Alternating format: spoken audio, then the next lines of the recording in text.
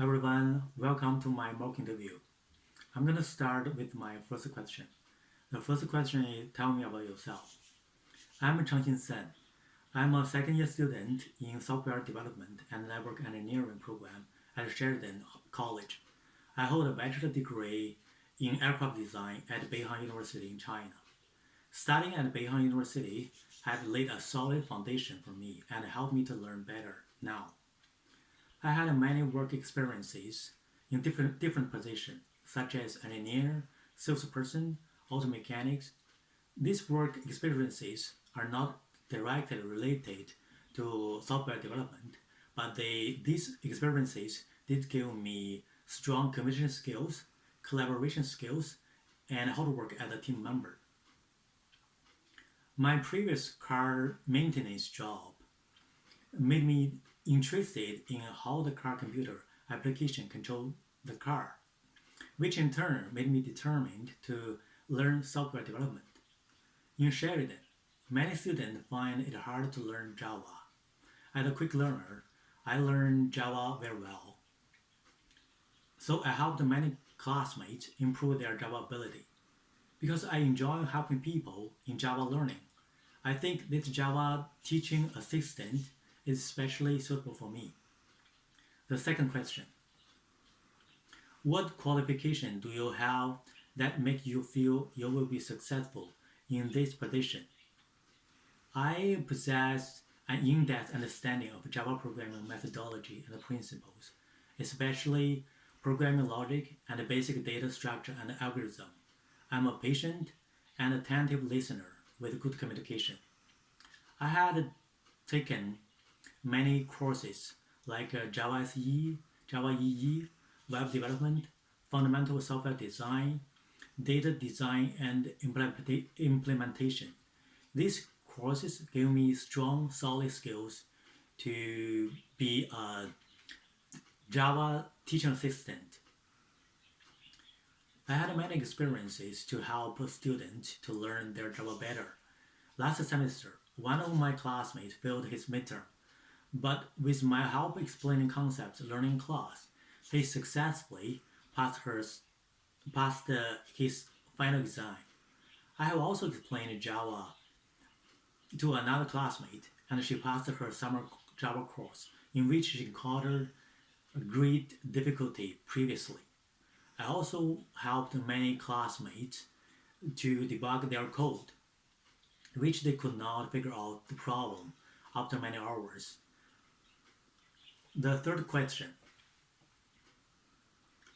why did you choose this profession?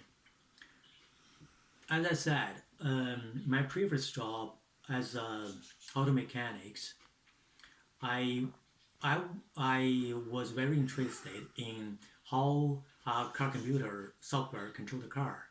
So I wanted to know how the car computer software control a car and how to program the code to control a car. Meanwhile, in people's daily life, commu- computers are playing an increasingly important role. It's hard to imagine what people's life would be without software and application.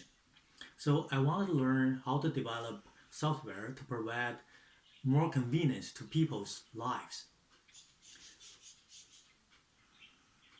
My previous work and studies have helped me build up a logical thinking skills and patience. I believe in software development, strong logical thinking skills and patience are required.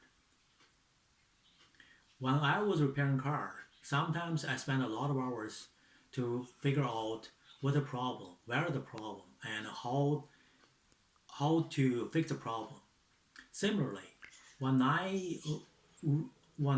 was writing a program, sometimes I spent many hours to think carefully about the logical relationship of a different part and do testing and debugging patiently. At the same time, my teamwork and coordination skills can also help me to do a better job of software development. My fourth question: Describe a situation that required you to do a number of things at the same time. How do you handle it? What was the result? I have many examples for this. When I was auto mechanics, sometimes the boss was not on duty. I was required to work as a receptionist at the front desk. When there were more clients, we were very busy, and I had to do a lot of work at the same time. I must arrange each job in good order and set the priority of each task. When a client came in, the first thing was to ask a technician to check the problem. During this period, I would recommend our services to the customer.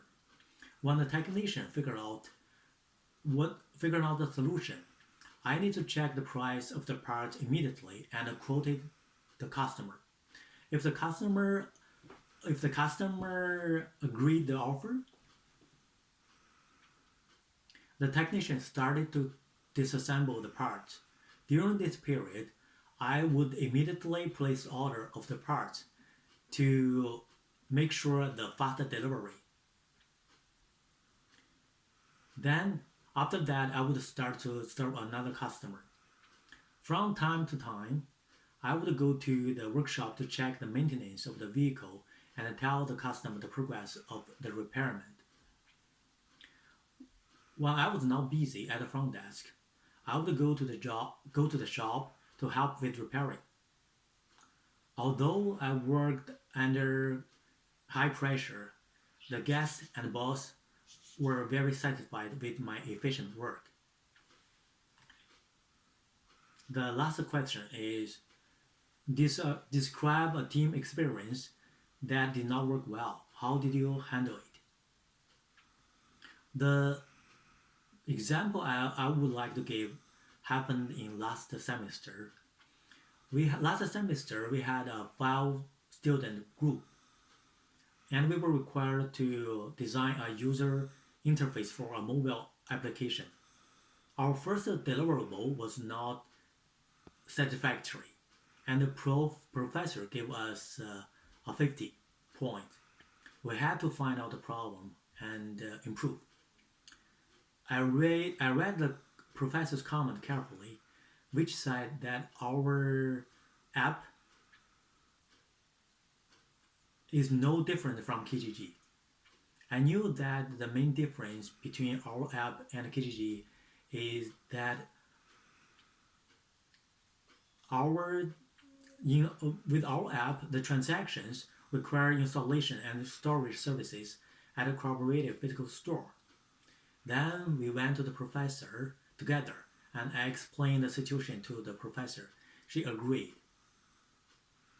From the experience of the first deliverable, I knew that we should not randomly assign a part to someone to do it without a unified idea and direction. I pointed out to our group. After that, for each deliverable, we spent some time together to discuss how we would do our project and reached an agreement. Then we assigned work according to each team member's expertise. Before handing in, I had finally checked and made the necessary changes. In the end, we completed our project with a high mark. We completed it brilliantly. At the same time, everyone also got a good experience. Thank you very much. I finished my mock interview.